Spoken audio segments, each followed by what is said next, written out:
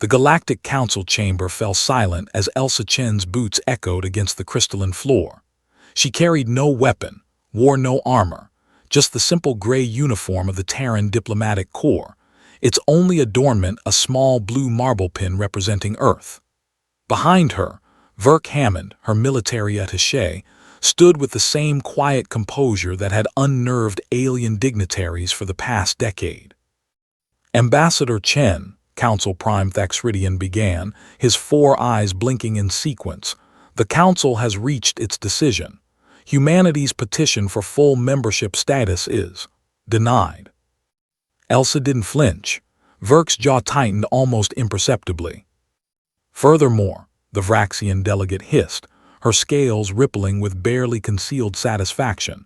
The Council hereby revokes humanity's associate status. Your species has 60 standard cycles to withdraw all personnel, stations, and assets from Council space. The chamber erupted in approving clicks, whistles, and harmonic agreements from the 17 assembled species. They had finally done it, removed the uncomfortable variable from their perfect equation. Elsa took a slow breath. May I ask the Council's reasoning? Thaxridian's translator chip rendered his next words with mechanical precision.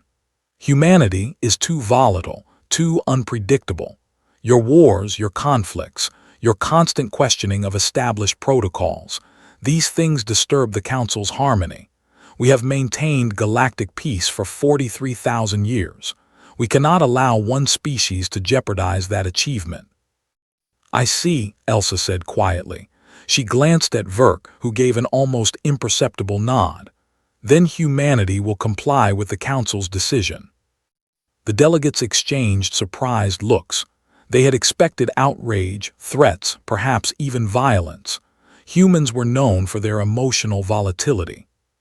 We will begin evacuation procedures immediately, Elsa continued. All human personnel will be withdrawn within the allocated time frame. All joint research projects will be transferred to Council oversight.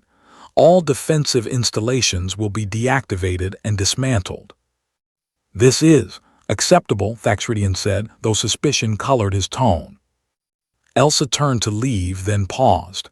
Before I go, I have one question. Did any of you actually read the reports my people submitted, the projections, the warnings? The Vraxian delegate's scales flattened dismissively.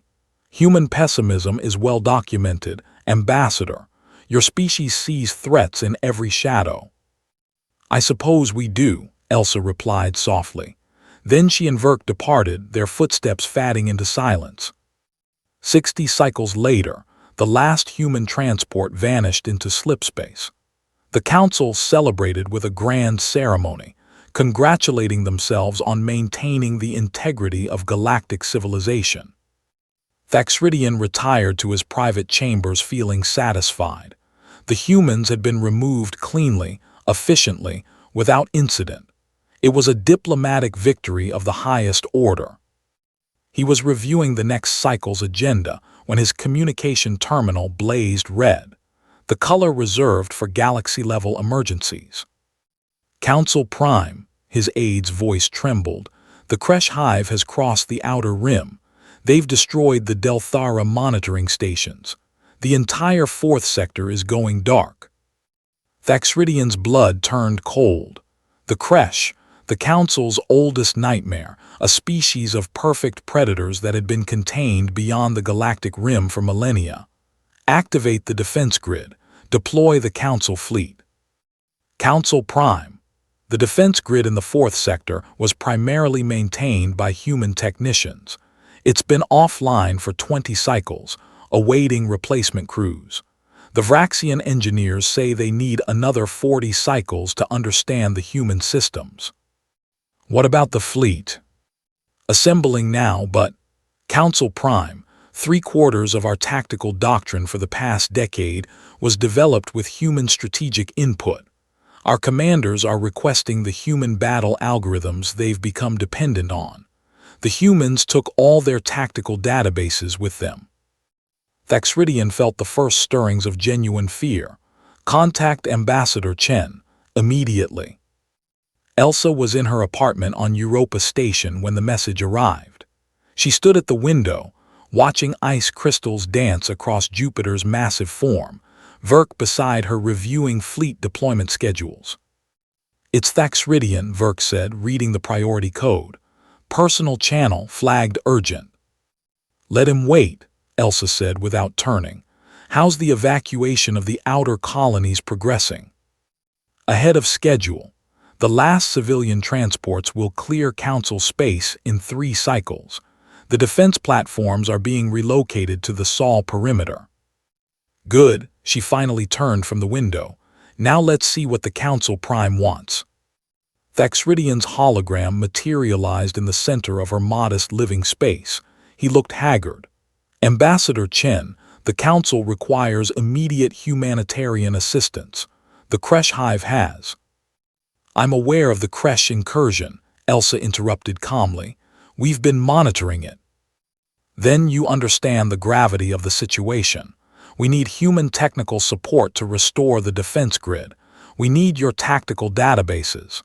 You need humanity," Elsa finished. "The same humanity you deemed too volatile for the galactic community." Thaxridian's 4 eyes closed in sequence, a Vraxian gesture of distress. "Ambassador, I understand your anger, but millions of lives are at stake." "I'm not angry, Council Prime.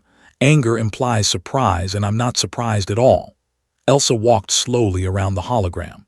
"Do you know what my people have been doing for the past 60 cycles? We've been studying the pattern. The Kresh probe our galaxy every 300 to 400 standard years. They test defenses, search for weaknesses.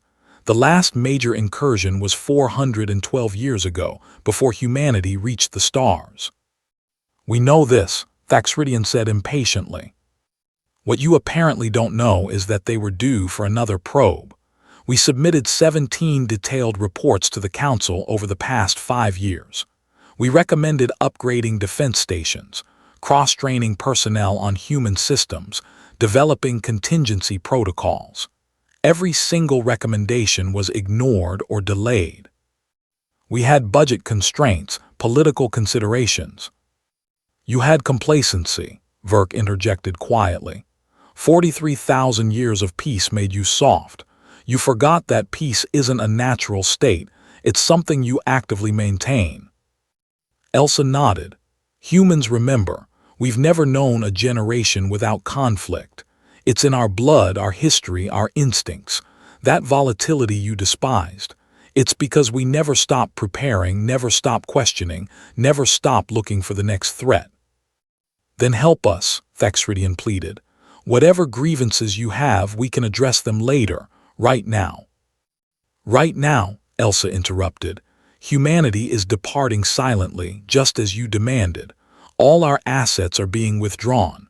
All our personnel are returning to human space. We're complying perfectly with your ruling. You would let millions die out of spite." Spite, for the first time, real emotion crept into Elsa's voice. "Council Prime, we tried to prevent this. For a decade, we warned you. We offered partnership, shared technology, mutual defense. You chose to see us as the problem rather than part of the solution." She moved closer to the hologram, her voice hardening. "Every human station you're now scrambling to replace. We offered to cross-train your people. You refused. Every tactical algorithm you now desperately need. We offered to integrate them into joint command structures. You declined. Every defense protocol that's failing right now, we tried to teach you. You weren't interested." Thaxridian's form seemed to shrink. "What do you want? Reinstatement, full membership, territory, name your price." Elsa shook her head slowly. "You still don't understand. This isn't about price. This is about respect, about being heard, about being treated as equals rather than dangerous children who need to be managed." "I understand now," Thaxridian said desperately. "The Council was wrong. I was wrong, please." Verk glanced at Elsa, his expression unreadable. She stood silent for a long moment, then sighed. "Verk, what's the status of the Terran defense fleet?" "Fully mobilized. Positioned at the edge of Council space as per withdrawal protocols. awaiting orders. Elsa turned back to Thaxridian. Here's what's going to happen. Humanity will assist with the Kresh incursion. We will provide technical support, tactical data, and military assets. We'll do this because innocent lives are at stake, and because it's the right thing to do, not because the Council commands it. Relief flooded Thaxridian's features. But, Elsa continued, her voice like steel, humanity will never again petition the Council for membership. You will not deny us because we will not ask. If the Council wishes to establish relations with humanity in the future, you will approach us, and you will do so as equals. Agreed, anything you require. One more thing, Verk added. Every species that voted for our expulsion owes humanity a formal apology, public record, no backroom diplomacy. Thaxridian hesitated, then nodded. It will be done. Then transmit your tactical situation to this address, Elsa said, sending the coordinates. Our fleet will engage the Kresh within 6 cycles. Ambassador Chen out. The hologram flickered and died. Verk exhaled slowly. Think they'll actually learn from this? Elsa returned to the window, watching the stars. Maybe, probably not, but we'll be ready either way. That's what humans do. Do you think we were too hard on them? She smiled faintly. We gave them exactly what they asked for our absence. They just didn't realize how much they'd miss us until we were gone. She activated her command terminal. Signal Admiral Rodriguez. Tell her to prep the fleet for combat operations. And Verk. Yes. Make sure every Council species knows that humanity came to help not because we had to, but because we chose to. Let them remember that distinction. Outside the window, human warships began to light their engines, each one a small sun igniting in the darkness. The Council had learned a hard lesson. Sometimes the most dangerous thing about humans wasn't their presence, it was their absence. And when they returned, it would be on their own terms.